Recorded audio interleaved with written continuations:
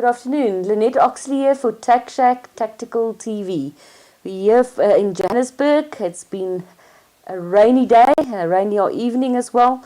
Anyway, welcome Paul and welcome to our viewers. Hi viewers, hi Lynette. Today we're talking about a nice subject, an upbeat subject, not the Firearms Control Act or anything else. So Squirrel took his knee off our neck a little bit last night. Everybody was speculating that maybe he was going to do something stupid again. But we've gone back to level 1 now, amended, updated, whatever, version 1, level 1, version 1.0 or something, I don't know. So anyway, so he hasn't put the brakes on events. He's actually lifted the limits for events. So the Firearms Festival that we speculated on, we took a bit of a chance and we started organizing already, even for a small number, 500 I think it was, or 250 in open venues. We speculated on that, so we started booking ranges and that last month already. We got our police approval through as a low-risk event. So the JOC application is proceeding.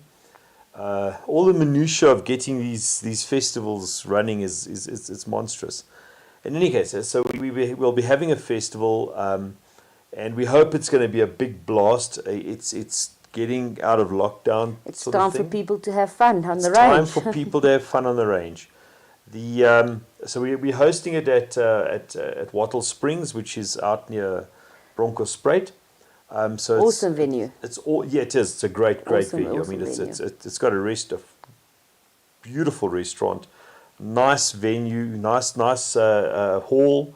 Nice loos for the ladies, which is always important. Yeah, if you want to have a shower there, you can have a shower there. You know, they have very nice facilities. They're primarily they used to be. They started off primarily as a sporting clays venue, and they've got rifle ranges and they've got pistol ranges and everything else as well. So that's going to be quite exciting. We're hoping to have a great event. Anyway, it's equidistant almost between Pretoria and the East Rand and Johannesburg. So we're hoping that we're going to draw a big crowd. We're going to put everything into it. We are putting everything into it. We have a number of exciting things happening. It is. We have obviously every morning we'll be running the ladies' introductory, the Girls on Fire ladies' introduction to handguns. And we should have some registrations. Lynette, you'll be running that. So we'll have registrations open, I think, within the next week, and hopefully we'll fill it up. We always do. It's so ladies, please get into that. It fills up really quickly. We don't want to disappoint anybody. We've got lots of lady range officers standing by for this. They'll all be out there. We'll be running the. I'm hoping that we're going to get the black powder guys out there. They've got a very nice range for black powder. We're hoping to get the black powder guys out there. It's quite exciting. Seeing lots of smoke and big flashes and stuff. We'll have the 50 cal out there again, and the 308 Trevelo sniper rifle. And there's not lots of opportunities to shoot those. There really isn't, you know. And I think they are looking at if we can shoot the 20 mil there. We're just still waiting for permission. We're waiting on Trevelo for that. But nonetheless, we have got the 50 cal and we've got the 308 already. A very, very exciting thing for us, and I think for a lot of other people. We've dabbled a little bit earlier this year with the Gun Buddies, our companion program to the Girls on Fire, which is obviously designed for the ladies. But we've also been looking for a way to get started with our program for the children. The youngsters, So we have a couple of aspects to that which I'd just like to touch on briefly, if I may. Obviously, for very young children, it's totally inappropriate to train them to shoot. I mean, that's just gonna, that just gets everybody's hackles up. But what you do want to do with children, they say that you can't child-proof guns, but you can gun-proof children. So what we're aiming at there is firearms safety training for children. Firearms are reality in society. They are everywhere. You train your kid not to run with a pair of scissors or a knife. You train your kid from the moment they can comprehend language. You train them about traffic. Don't go behind a car that's reversing. At school, they teach the kids, look left, look right, look left again before you cross a road. That's teaching kids about traffic. You're not expecting the kids to go and start driving cars, but you need to teach them how to deal with those risks and realities in that they may encounter in their lives. Now, it's true that firearms are a reality in our life, and there are firearms which are sold on the black market or thrown away by thieves or whatever, and they end up in the hands of children, and that's where tragedy occurs. So what we're trying to do is we want to teach children from a very young age, preschool, what to do when they come across a firearm in their daily lives. Everyday life, yeah. So, it's the whole don't touch it. Call an adult. It's not a toy. Call an adult, etc., etc. So right from there, sort of like as a prequel, we've. It's exciting for me personally. Yeah. Personally, for Lynette, it's exciting. Lynette, 20 years ago, dabbled with the idea of writing my age. of writing children's books, and we decided back then, or Lynette decided back then, she has a little Series 3 short wheelbase Land Rover, 1975 model. Absolutely love the vehicle. Called Scrappy. And it's called Scrappy because I think we bought it and we went to Rob Lima, which is quite well known in the Land Rover circles. And he says, "Oh, you bought that scrappy old little Land Rover." So since then it's been called Scrappy. So it's been called Scrappy. In any case, so we registered a domain, scrappythelandrover.com, back in the, I think it was before the millennium almost. In any case, and we've had this thing standing by and waiting, and Lynette took the opportunity. We were talking about how to cater for kids. There's a couple of overseas programs. There's the NRA's Eddie Eagle program. There's JPFO's Grandpa Jack stories. They're doing a comic type animated comic type setting, and they teach about firearms and about safety, etc., etc. So we thought to jump on that. So we've now got Scrappy the Land Rover. And the first book has been, as I think we spoke last week about, it has been written, but we're going to launch the book at the event at the end of October. So it's the 30th and the 31st of October at Waddle Springs, out near Bronkhorstspruit. Just Google Maps Waddle Springs and it'll take you right there. They can pre-book tickets. We are opening pre-booking for it. So we already had inquiries from people for it. So they want to get this squared away and make sure that they get a spot.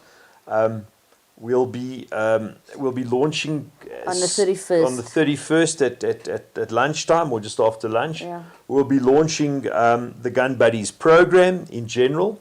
Bianca Remendis did the Bianca Remendis from Jasper did some fantastic illustrations it's for us. Fantastic. It's really We've really had good. the book professionally read into an audio book.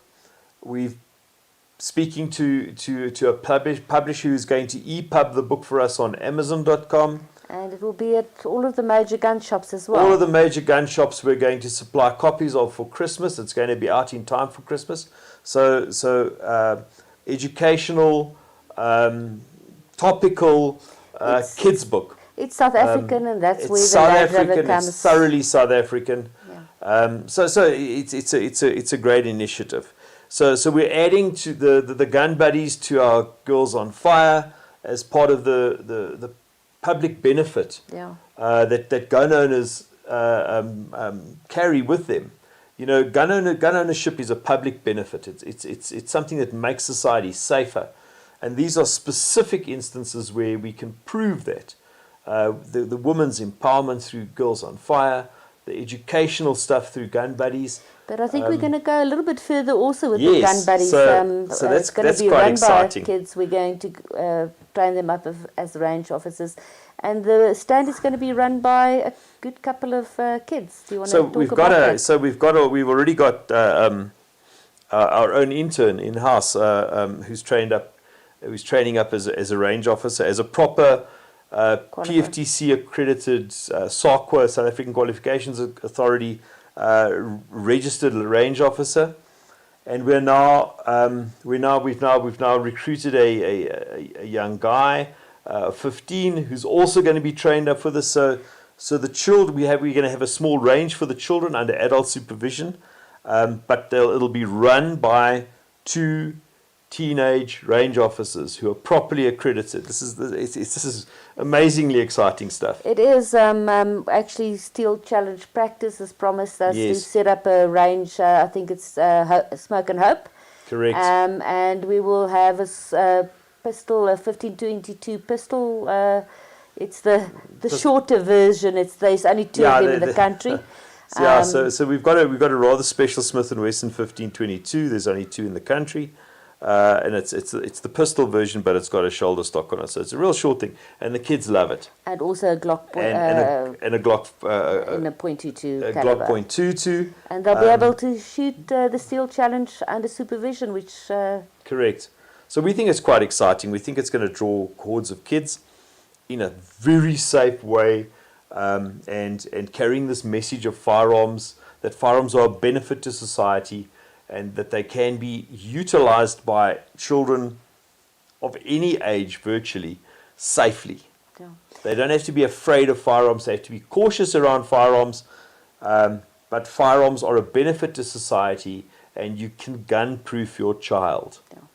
So another interesting thing is we'll have some demo shoots with the children, some of the sport shooters. Yeah, of course. We've got our own Gillian Maestri, the Springbok or the South African team member, with sporting clays. We will have a world champ as well, running the Huglu range. We've got Huglu's going to be sponsoring the World Compact, which is a brand of sporting clays, or one of the disciplines of sporting clays. There's so many of them. Huh? Yeah, there's a bunch. But the World Compact champion is going to be giving a demonstration shoot along with Gillian. And he's also going to actually man the Huglu stand for the 2 days. And he will man the Huglu stand for 2 days. Fantastic. Guys will have an opportunity to meet him. If you're interested in sporting clays, this is where you got to be. Absolutely. As I say, then we'll have the standard the Takaloshi shoot with the guy, the AK and the Dragunov out there, and the shotguns and the pistols and etc. etc. So people can come and shoot a variety of different guns, including the FN-FAL and the .22s and the Glocks, etc. etc. Correct. We are something for everyone. Yeah. So we are actually testing to see if the Dragunov will.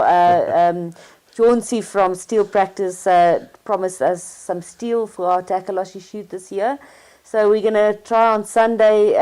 We will make a video of it. He's certain that his steel can resist the mighty Dragunov. So we'll see. We don't think so. He's talking about... We think we're going to shoot holes through his plates. Because I looked at the ballistics this morning of the Dragunov, and it's I think it's running at about 147, 174 grain bullet. The problem with that, well, yes, that doesn't tell the whole story. That's a 174 grain bimetal bullet. In other words, it's got a brass jacket copper gilding metal jacket over a steel core. So typically the steel core tends to penetrate. And it's also about 2,800. Running at 2,800 foot per second. Which he was talking about too. So we'll go and have a look over we'll the weekend. We'll see how it goes. But we'll have a very nice range for the Takaloshi shoot. It's always very, very nice. It's always a lot of fun. I think there'll be quite a couple of demonstration shoots, and hopefully we'll get a couple of other RPSC demonstration shoots. We'll do a 3-gun nation shoot as well. There'll be 3-gun nation shoots. So we're trying to make it as much of a family day as possible. So, as I said, there's a lovely restaurant. There'll be food on hand. There's decent toilets. It's a really nice venue for people to come out to. The sporting clays are going to be great there. The black cal. powder, the 50 cal. It's going to be an exciting way to break out of lockdown. Yeah, and for a family just to get out in the sun, to get some vitamin D. Absolutely. Vitamin D is important to help you fight COVID. Remember that, guys. Stay healthy. Stay on the shooting range. In any case, I think that's it. We're not going to have any doom and gloom today, except the weather is doomy and gloomy. But anyway, thank you very much for everybody, all of the viewers, and we'll see you next week. And hopefully we'll see you at the end of the month at Wattle Springs. Wattle Springs. Thank you. Cheers for now. Nice weekend, guys.